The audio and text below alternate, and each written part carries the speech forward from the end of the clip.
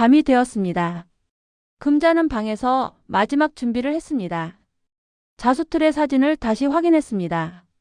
휴대폰에 저장된 모든 증거를 암호화했습니다. 그리고 내일 입을 옷을 꺼냈습니다. 더 이상 누비 외투가 아니었습니다. 검은색 재킷이었습니다. 30년 전 그녀가 국세청 조사사국장으로 일할 때 입던 것이었습니다. 구겨지지 않게 잘 보관해 둔 옷이었습니다. 금자는 재킷을 쓰다듬었습니다. 오래 기다렸구나. 그녀는 창밖을 보았습니다. 평창동의 밤은 여전히 고요했습니다. 하지만 금자는 알았습니다.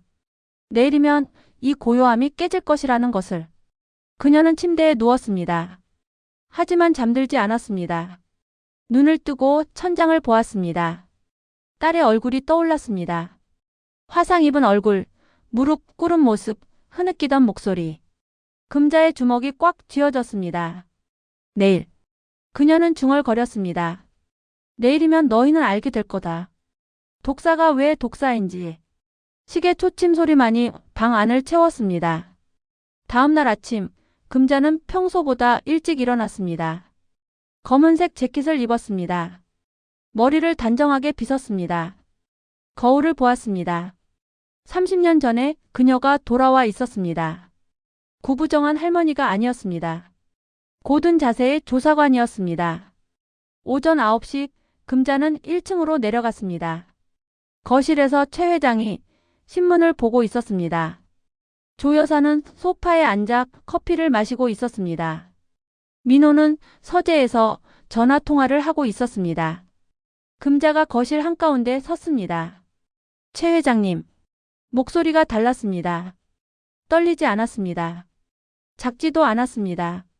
최 회장이 신문에서 고개를 들었습니다. 왜 그러시오? 할 말이 있습니다. 금자는 핸드백에서 명함 한 장을 꺼냈습니다. 테이블 위로 던졌습니다. 명함이 최 회장 앞에 떨어졌습니다. 최 회장이 명함을 집어 들었습니다. 형사 전문 변호사. 이게 무슨? 제 변호사입니다. 곧 회장님께도 필요하실 겁니다. 최 회장의 얼굴이 굳었습니다. 조 여사가 커피잔을 내려놓았습니다. 민호가 서재에서 나왔습니다. 무슨 소리를 하는 거요? 제 소개를 제대로 하지 못했네요. 금자가 핸드백에서 낡은 신분증을 꺼냈습니다. 30년 전 국세청 조사사국 소속이라고 적혀 있었습니다.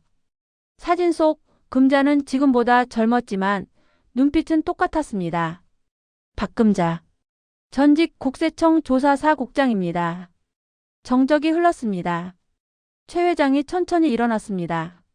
얼굴이 창백해졌습니다. 조사사국이라면 재벌 탈세를 전담하던 부서였습니다. 맞습니다. 금자는 핸드백에서 자수틀을 꺼냈습니다. 테이블 위에 펼쳤습니다. 꽃무늬처럼 보이는 문양들이 빼곡했습니다. 이틀 동안 회장님께서 하신 말씀을 기록했습니다. 그게 무슨? 케이맨 제도 페이퍼 컴퍼니. 스위스 은행 계좌번호. 8천만 달러 비자금. 금자가 한 땀 한 땀을 가리키며 말했습니다. 강남 재개발 부지 3,200평 투기. 국토부 과장 매수. 유령 법인을 통한 차명 거래. 최 회장의 얼굴에서 혈색이 사라졌습니다. 그리고 이건 녹음 파일입니다. 금자가 휴대폰을 들어 보였습니다. 회장님 목소리가 또렷하게 담겨 있습니다. 범죄 수법을 자랑하시던 그 목소리가요. 당신이 감히. 최 회장이 다가왔습니다. 금자는 한 걸음도 물러서지 않았습니다. 30년 전 저는 재벌 한 명을 감옥에 보냈습니다. 비자금 5천억 원을 적발했습니다.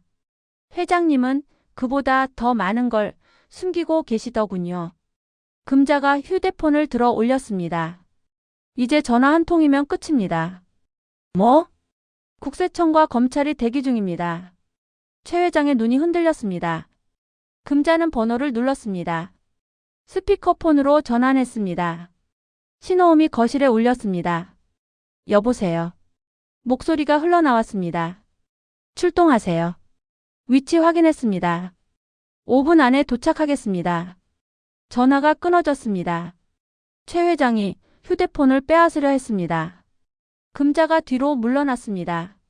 그 순간 밖에서 사이렌 소리가 들렸습니다. 멀리서부터 다가오는 소리였습니다.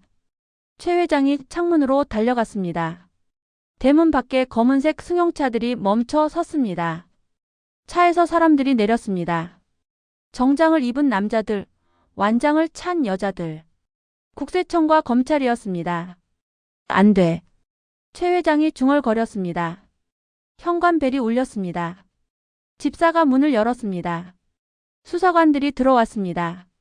맨 앞에 남자가 영장을 꺼내 보였습니다. 압수수색 영장입니다. 협조 부탁드립니다. 수사관들이 집 안으로 퍼졌습니다. 서재로 안방으로 지하실로. 그들은 정확히 어디를 뒤져야 하는지 알고 있었습니다. 금자가 미리 정보를 제공했기 때문이었습니다. 서재 금고 뒤에 비밀 공간이 있습니다. 금자가 말했습니다. 수사관 한 명이 고개를 끄덕이고 서재로 향했습니다. 최 회장이 금자를 돌아보았습니다. 당신 이게 다 계획된 거였어? 처음부터요. 금자의 목소리는 차갑고 평온했습니다. 딸이 보낸 새벽 4시 문자를 받았을 때부터요. 가난한 사돈 행세를 한 것도, 자수를 놓은 것도 모든 게 회장님을 무너뜨리기 위해서였습니다. 서재에서 소리가 났습니다. 찾았습니다. 수사관이 두꺼운 장부를 들고 나왔습니다. 금고 뒤에 숨겨진 비밀 공간에서 발견한 것이었습니다. 장부에는 차명 계좌 내역이 빼곡했습니다.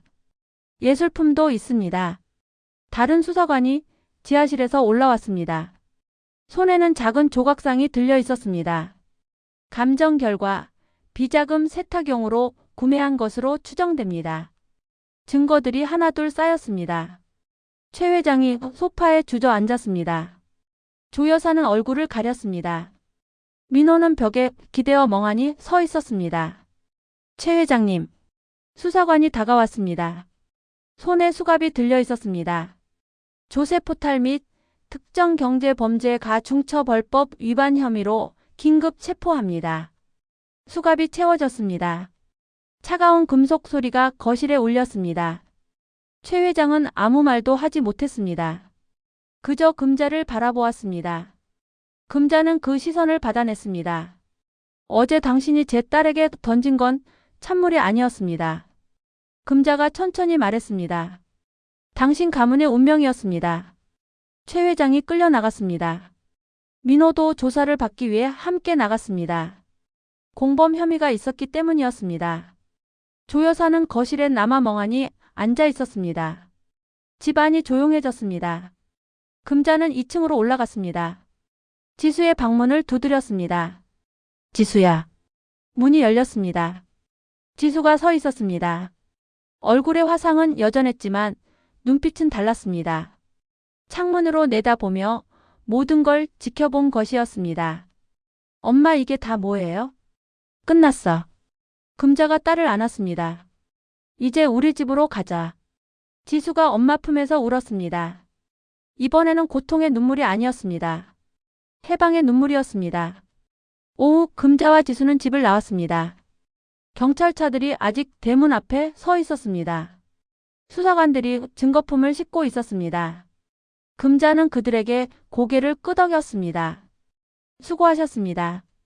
박 국장님이야말로요. 덕분에 큰 건 잡았습니다. 젊은 수사관이 웃었습니다. 그는 금자의 제자였습니다. 30년 전 금자 밑에서 일을 배운 사람이었습니다. 앞으로 잘 부탁해요. 걱정 마십시오. 끝까지 추적하겠습니다. 금자와 지수는 택시를 탔습니다. 차가 평창동 언덕을 내려갔습니다. 금자는 뒤를 돌아보지 않았습니다. 지수도 그랬습니다. 그들은 앞만 보았습니다. 엄마. 응. 고마워요. 지수가 엄마의 손을 잡았습니다. 금자는 딸의 손을 꼭 쥐었습니다. 아니야. 내가 미안해. 진작 알았어야 했는데. 이제 괜찮아요. 택시가 연희동으로 향했습니다. 금자의 집이 있는 곳이었습니다.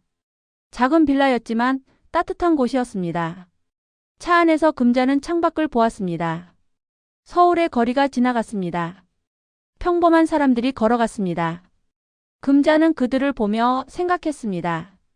정의는 멀리 있지 않다고. 때로는 가장 평범한 사람이 가장 강한 무기를 가지고 있다고. 휴대폰이 울렸습니다. 검사에게서 온 문자였습니다. 최 회장 구속영장 청구 완료. 추징금 1200억 예상. 감사합니다. 금자는 휴대폰을 주머니에 넣었습니다. 엄마, 무슨 연락이에요? 아무것도 아니야. 금자가 미소 지었습니다. 30년 만에 짓는 진짜 미소였습니다. 이제 진짜 끝이야. 택시가 연희동에 도착했습니다.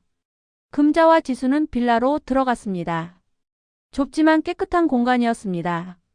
햇빛이 창문으로 들어왔습니다. 지수가 소파에 앉았습니다. 배를 쓰다듬었습니다. 이제 우리 아기는 여기서 태어나겠네요. 그래. 금자가 딸 옆에 앉았습니다. 좋은 곳에서 좋은 사람들과 함께. 그날 밤 금자는 다시 자수트를 꺼냈습니다. 하지만 이번에는 숫자를 놓지 않았습니다. 진짜 꽃을 수놓기 시작했습니다. 장미, 백합, 코스모스. 알록달록한 실들이 천 위에서 춤을 췄습니다. 손주를 위한 선물이었습니다. 창밖으로 별이 보였습니다. 금자는 바늘을 놓으며 중얼거렸습니다. 이제 정말 끝이구나. 조용한 밤이었습니다. 평화로운 밤이었습니다. 금자는 오랜만에 편안히 잠들 수 있을 것 같았습니다. 1년이 흘렀습니다. 연희동 빌라 2층, 작은 거실에 햇살이 가득했습니다. 금자는 창가에 앉아 자수를 놓고 있었습니다. 이번에는 정말로 꽃이었습니다. 분홍색 벚꽃 문양이 천 위에 피어나고 있었습니다. 할머니, 제가 할게요. 4살 된 손녀 서연이가 다가왔습니다. 작은 손으로 실을 만지려 했습니다. 금자가 웃으며 손녀를 무릎에 앉혔습니다. 아직 어려. 조금 더 크면 가르쳐 줄게. 언제요? 내년쯤. 서연이가 입을 삐죽였습니다. 금자가 손녀의 머리를 쓰다듬었습니다. 부엌에서 지수가 나왔습니다. 엄마, 점심 준비 다 됐어요. 벌써? 오늘은 서연이가 좋아하는 김치찌개 끓였어요. 식탁에 음식이 차려졌습니다. 김치찌개, 계란말이, 시금치나물. 화려하지 않았지만 정성이 담긴 반찬들이었습니다. 잘 먹겠습니다. 서연이가 큰 소리로 말했습니다. 금자와 지수가 마주 보며 웃었습니다. 식사를 하던 중 지수가 입을 열었습니다. 엄마, 오늘 우편함에 편지가 왔어요. 무슨 편지? 법원에서요. 최 회장 형 확정됐대요. 12년. 금자는 숟가락을 놓았습니다. 잠시 생각에 잠겼습니다. 추징금은? 1200억 원. 거의 전 재산이라고요. 그래. 금자는 더 이상 말하지 않았습니다. 지수도 조용했습니다. 서연이만 김치찌개를 맛있게 먹고 있었습니다. 오후 지수는 서연이를 데리고 동네 놀이터에 갔습니다. 금자는 혼자 거실에 남았습니다. 편지를 꺼내 다시 읽었습니다. 법원의 판결문이었습니다. 조세 포탈, 특정 경제범죄 가중처벌법 위반, 뇌물공여. 모든 혐의가 유죄로 인정되었습니다. 금자는 편지를 접었습니다. 창밖을 보았습니다. 봄이었습니다. 빌라 앞 작은 화단에 개나리가 피었습니다. 노란 꽃들이 바람에 흔들렸습니다. 금자는 일어나 베란다로 나갔습니다. 빨래가 걸려 있었습니다. 서연이의 작은 옷, 지수의 블라우스, 금자의 카디건. 햇빛에 말라가는 옷들을 보며 금자는 미소 지었습니다. 이게 맞는 거야. 혼잣말이었습니다. 30년 전 그녀는 거대한 재벌을 무너뜨렸습니다. 국세청의 전설이 되었습니다. 하지만 그때도 물었습니다. 이게 맞는 건가? 정의를 실현하는 게 맞는 건가? 이제는 확신했습니다. 지켜야 할 사람이 있다면 싸워야 한다고. 약한 사람이 울고 있다면 손을 내밀어야 한다고. 초인종이 울렸습니다. 금자가 문을 열었습니다. 택배 기사였습니다. 박금자님 맞으시죠? 네. 소포 왔습니다. 작은 상자였습니다. 발신은 이름이 없었습니다. 금자는 상자를 들고 거실로 들어왔습니다. 뜯어보았습니다. 안에 편지 한 장이 들어 있었습니다. 익숙한 필체였습니다. 지수의 글씨였습니다. 아니, 오래전 지수의 글씨였습니다. 엄마에게. 엄마는 항상 강한 사람이었어요. 어릴 때부터 그랬어요. 무서울 게 없는 사람처럼 보였어요. 그래서 저는 엄마에게 의지하면 안 된다고 생각했어요. 엄마를 힘들게 하면 안 된다고 생각했어요. 평창동에서 힘들 때도 연락하지 못했어요. 엄마한테 짐이 되고 싶지 않았어요. 하지만 엄마는 알아챘죠. 새벽 4시에 보낸 괜찮아라는 거짓말을. 엄마가 저를 구하러 왔을 때 저는 처음으로 알았어요. 엄마가 강한 게 아니라 사랑하는 사람을 위해 강해지는 거라는 걸. 고마워요, 엄마. 그리고 미안해요. 이제 저도 서연이를 위해 강한 엄마가 될게요. 엄마처럼요. 사랑해요. 지수. 금자는 편지를 읽고 또 읽었습니다. 눈가가 뜨거워졌습니다. 하지만 눈물은 흘리지 않았습니다. 그저 편지를 가슴에 꼭 안았습니다. 상자 안에 작은 액자가 하나 더 있었습니다. 금자가 꺼내 보았습니다. 사진이었습니다. 지수와 서연이가 놀이터에서 웃고 있는 사진이었습니다. 햇빛이 두 사람을 비추고 있었습니다. 금자는 액자를 거실 선반에 놓았습니다. 그 옆에는 이미 다른 사진들이 있었습니다. 지수의 돌 사진, 초등학교 입학 사진, 대학 졸업 사진, 그리고 서연이의 100일 사진. 금자는 사진들을 하나하나 보았습니다. 잘 컸어. 중얼거렸습니다. 저녁이 되었습니다. 지수와 서연이가 돌아왔습니다. 서연이의 뺨이 발갛게 상기되어 있었습니다. 할머니, 저 그네 10번 탔어요. 그래? 우리 서연이 대단하네. 저녁 식사를 하며 지수가 물었습니다. 엄마 편지 받으셨어요? 응. 잘 읽었어. 민망하죠? 아니. 금자가 딸을 보았습니다. 고마워. 지수가 웃었습니다. 예전에 그 억지 웃음이 아니었습니다. 진짜 웃음이었습니다. 밤이 되었습니다. 서연이를 재우고 지수도 방으로 들어갔습니다. 금자는 혼자 거실에 남았습니다. 자수투를 다시 꺼냈습니다. 벚꽃 문양이 거의 완성되었습니다.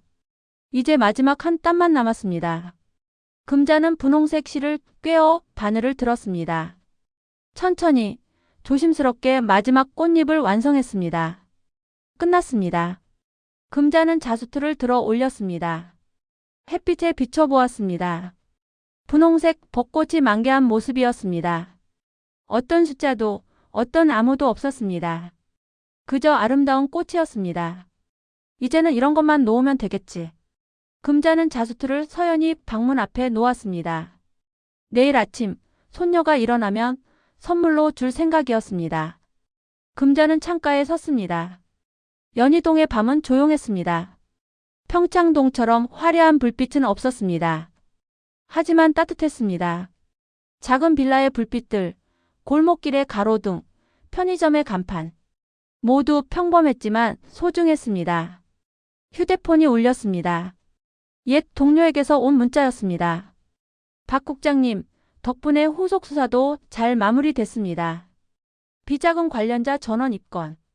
정말 감사합니다. 금자는 문자를 읽고 답장을 보냈습니다. 수고하셨어요. 앞으로도 잘 부탁합니다. 휴대폰을 내려놓고 금자는 다시 창밖을 보았습니다. 30년 전 그녀는 국세청 조사사 국장이었습니다. 독사라 불렸습니다. 무서운 사람이었습니다. 하지만 지금은 그저 할머니였습니다. 손녀에게 자수를 가르쳐주고 딸과 함께 밥을 먹고 평범한 일상을 사는 사람이었습니다. 이게 더 좋아. 금자는 중얼거렸습니다. 권력도 명예도 복수도 중요하지 않았습니다. 진짜 중요한 건 사람이었습니다. 지켜야 할 사람, 함께 살아갈 사람. 며칠 후 금자는 지수와 함께 동네 시장에 갔습니다. 엄마, 저기 생선 싱싱해 보여요. 그래. 사자. 서연이가 생선 좋아하잖아요. 두 사람은 생선을 샀습니다. 채소도 샀습니다.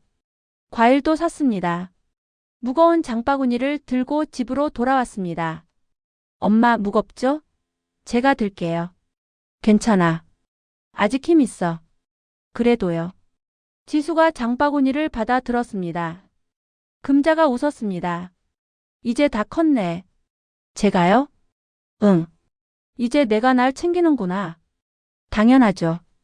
두 사람은 나란히 걸었습니다. 봄바람이 불었습니다. 벚꽃잎이 날렸습니다. 분홍색 꽃잎이 두 사람의 어깨에 내려앉았습니다. 집에 도착해서 금자는 베란다에 섰습니다.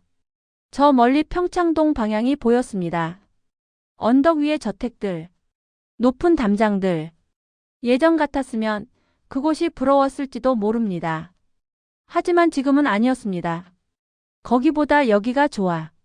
금자는 돌아섰습니다. 거실에서 서연이가 그림을 그리고 있었습니다. 지수가 부엌에서 저녁을 준비하고 있었습니다. 평범한 일상이었습니다. 하지만 그게 가장 소중했습니다. 금자는 자수틀을 꺼냈습니다. 새로운 천을 펼쳤습니다. 이번에는 무엇을 놓을까 생각했습니다. 장미? 백합? 아니면 코스모스? 할머니, 저도 할래요. 서연이가 달려왔습니다. 금자가 손녀를 무릎에 앉혔습니다. 좋아. 그럼 할머니가 가르쳐 줄게. 정말요? 응. 천천히 하는 거야. 금자는 서연이의 작은 손에 바늘을 쥐어 주었습니다. 그리고 함께 천 위에 첫 땀을 놓았습니다. 할머니, 이거 뭐예요? 꽃이야. 무슨 꽃이요? 행복의 꽃. 금자가 웃으며 말했습니다.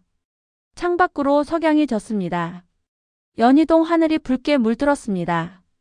금자는 손녀와 함께 자수를 놓으며 생각했습니다.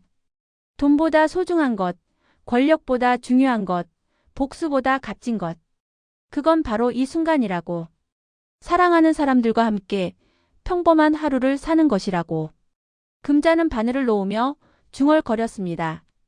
이제 진짜 행복해. 그 목소리에는 30년간의 무게가 담겨 있었습니다. 하지만 동시에 가벼웠습니다. 모든 짐을 내려놓은 사람의 목소리였습니다.